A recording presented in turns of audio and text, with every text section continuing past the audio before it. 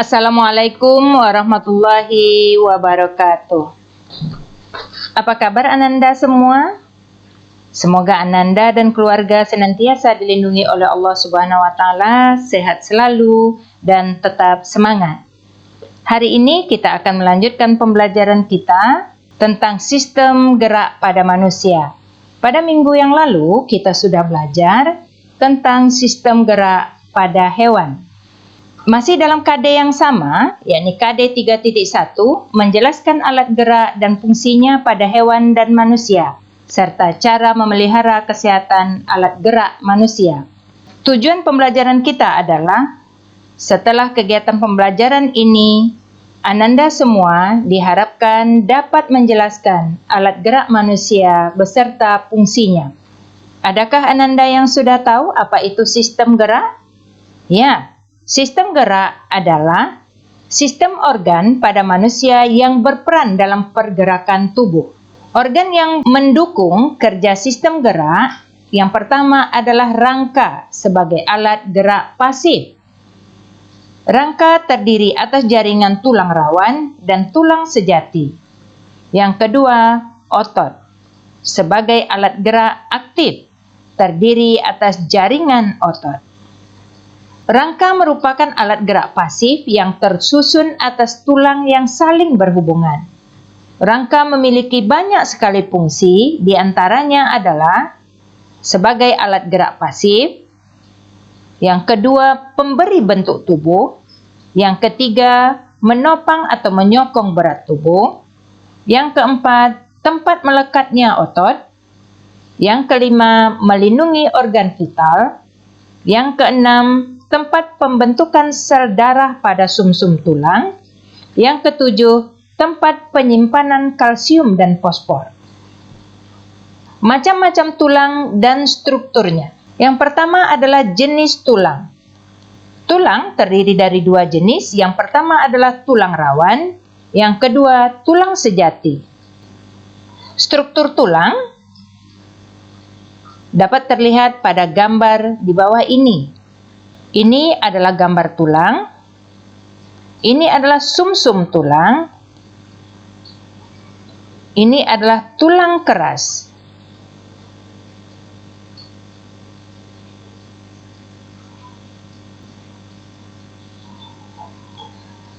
Berikutnya adalah matrik tulang. Berdasarkan matrik penyusunnya, tulang dibedakan menjadi dua, yaitu tulang kompak dan tulang spon. A. Tulang kompak. Tulang kompak memiliki matrik yang padat dan rapat. Misalnya terdapat pada tulang pipa. Ini adalah gambar tulang kompak. Ini adalah sel tulang. Ini adalah kanalukuli. Ini adalah saluran Havers. Tulang spon memiliki matrik yang berongga, misalnya terdapat pada tulang pipih dan tulang pendek. Ini adalah gambar tulang spon. Ini adalah rongga yang terdapat pada tulang spon. Yang ketiga, bentuk tulang. Yang pertama, tulang pipa. Tulang pipa berbentuk bulat panjang. Tulang pipa dijumpai pada anggota gerak. Setiap tulang pipa terdiri atas bagian batang dan dua bagian ujung. Tulang pipa bekerja sebagai alat ungkit dari tubuh dan memungkinkan adanya pergerakan. Di bagian tengah terdapat rongga besar yang berisi sumsum kuning dan banyak mengandung zat lemak. Contoh tulang pipa adalah tulang lengan atas, tulang hasta, tulang pengumpil, tulang telapak tangan, dan tulang betis. Agar pemahaman Ananda tentang struktur dan bentuk tulang lebih jelas, perhatikan gambar di bawah ini. Nah, ini adalah gambar tulang pipa. Yang kedua adalah tulang pipih. Tulang pipih berbentuk pipih dan lebar. Tulang pipih terdiri atas dua lapisan jaringan tulang keras dan di tengahnya berupa lapisan tulang seperti bunga karang atau spon. yang di dalamnya berisi sumsum merah sebagai tempat pembentukan sel darah merah. Tulang-tulang pipih berperan dalam melindungi organ tubuh. Tulang pipih terdapat pada tulang tengkorak, tulang belikat, rusuk, dan tulang wajah. Silakan Nanda perhatikan bentuk tulang pipih pada tulang tengkorak di bawah ini. Nah, ini adalah tengkorak manusia yang seluruhnya terdiri dari tulang pipih. Berikutnya adalah tulang pendek. Tulang pendek berbentuk bulat dan berukuran pendek, tidak beraturan. Misalnya, terdapat pada tulang pergelangan tangan, pergelangan kaki, telapak tangan, dan telapak kaki. Tulang pendek diselubungi jaringan padat tipis. Tulang pendek sebagian besar terbuat dari jaringan tulang jarang karena diperlukan sifat yang ringan dan kuat. Karena kuatnya, maka tulang pendek mampu mendukung bagian tubuh seperti terdapat pada tulang pergelangan tangan. Silakan Nanda perhatikan gambar di bawah ini. Nah, ini adalah gambar tulang tangan dan kaki. Sekarang kita lihat sistem rangka manusia. Pada dasarnya, kerangka manusia dikelompokkan menjadi dua, yaitu sebagai berikut. Yang pertama adalah rangka aksial. Rangka ini merupakan rangka yang tersusun dari tulang tengkorak, tulang belakang, tulang rusuk, dan tulang dada. Yang pertama adalah tulang tengkorak. Ini adalah gambar tengkorak. Ini adalah tulang dahi. Ini adalah tulang ubun-ubun. Ini adalah tulang kepala bagian belakang. Ini adalah tulang pelipis. Ini rahang atas dan rahang bawah. Yang kedua adalah bagian tulang belakang dan tulang sakral manusia. Tulang belakang terdiri dari 7 ruas tulang leher, 12 ruas tulang punggung, 5 ruas tulang pinggang, serta tulang kelangkangan dan tulang ekor. Ini adalah tulang atlas. Sedangkan yang ini adalah tulang sakral. Terdiri dari 5 ruas tulang kelangkangan dan 4 ruas tulang ekor. Kemudian adalah tulang rusuk dan tulang dada. Mari kita perhatikan gambarnya. Ini adalah tulang rusuk sejati. Dan yang ini adalah tulang rusuk palsu. Ini adalah tulang rusuk melayang. Sedangkan yang ini adalah kepala tulang dada. Ini adalah badan tulang dada. Dan ini adalah taju pedang. Bagian yang kedua adalah rangka apendikuler. Rangka apendikuler merupakan rangka yang tersusun dari tulang-tulang bahu, tulang panggul, tulang anggota gerak atas dan bawah. Mari kita perhatikan tulang bahu berikut ini. Ini adalah tulang bahu tampak depan, sedangkan yang ini adalah tulang bahu tampak belakang. Ada yang sudah tahu ini tulang apa? Ya, benar. Ini adalah tulang selangka. Sedangkan yang ini adalah tulang belikat. Ini sama, hanya saja tampak dari bagian belakang. Ini adalah tulang selangka, dan yang ini adalah tulang belikat. Yang kedua adalah tulang panggul atau pelvis.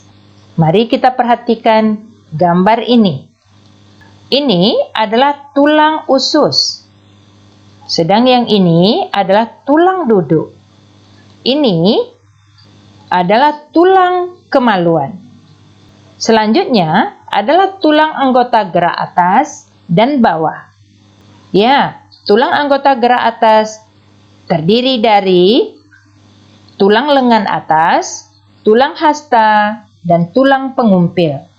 Tentu saja termasuk tulang-tulang jari tangan.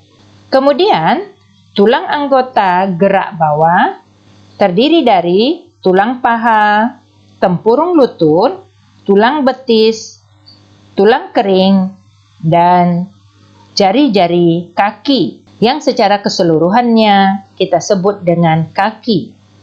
Tulang-tulang tersebut digerakkan oleh sendi yang menghubungkan antar tulang. Sendi menyusun kerangka manusia terdapat di beberapa tempat. Ini dapat dijelaskan pada gambar berikut ini. Yang pertama adalah sendi peluru. Sendi peluru adalah hubungan antar tulang di mana kedua ujung tulang berbentuk bongkol dan lekuk, serta memungkinkan pergerakan yang lebih bebas berporos 3. Hubungan ini terjadi pada persendian antara tulang belikat dengan tulang lengan atas, antara tulang paha dan tulang pinggul. Agar lebih jelas, perhatikan gambar berikut ini. Ya, ini adalah sendi peluru yang terdapat antara tulang belikat dengan lengan atas. Yang kedua adalah sendi pelana. Sendi pelana merupakan hubungan antara tulang yang memungkinkan gerakan kedua arah dengan bidang-bidang sendinya berbentuk pelana. Hubungan ini dapat terjadi pada persendian antara tulang pergelangan tangan dengan tulang telapak tangan, persendian pada ibu jari, metakarpol dan karpol. Agar lebih jelas, dapat Ananda perhatikan gambar di bawah ini. Ini adalah tulang trapesium, ini adalah tulang metakarpal. Berikutnya adalah sendi engsel. Sendi engsel adalah hubungan antar tulang di mana ujung-ujungnya seperti engsel dan berbentuk lekukan. Gerakan sendi ini mempunyai satu poros. Hubungan ini dapat terjadi pada siku, lutut, dan jari-jari. Perhatikan gambar di bawah ini. Nah, ini adalah sendi engsel yang terdapat pada siku yang menghubungkan antara tulang lengan atas dengan tulang lengan bawah yang terdiri dari tulang hasta dan tulang pengumpil. Selanjutnya adalah sendi putar. Sendi putar adalah hubungan antar tulang di mana tulang yang satu berputar terhadap tulang lain. Gerakan rotasi dari sendi putar memiliki satu poros. Hubungan sendi ini dapat terjadi antara tulang hasta dan tulang pengumpil, antara tulang kepala dan tulang atlas, antara tulang betis dan tulang kering. Untuk lebih jelasnya, silakan Ananda perhatikan gambar di bawah ini. Nah, ini adalah tulang kering dan ini adalah tulang betis. Selanjutnya, sendi luncur. Sendi luncur merupakan hubungan antar tulang yang memungkinkan gerakan tulang badan membungkuk dan menggeliat. Sendi ini tidak berporos. Hubungan ini dapat terjadi pada hubungan antar ruas tulang belakang, persendian antar pergelangan tangan, dan tulang pengumpil seperti terlihat pada gambar. Nah, ini adalah gambar pada persendian tulang pergelangan tangan.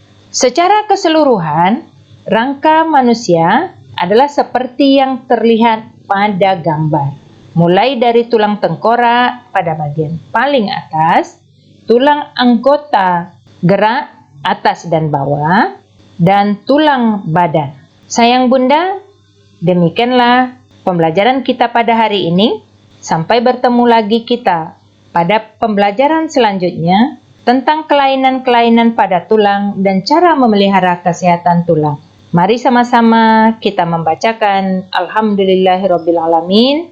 Terima kasih. Assalamualaikum warahmatullahi wabarakatuh.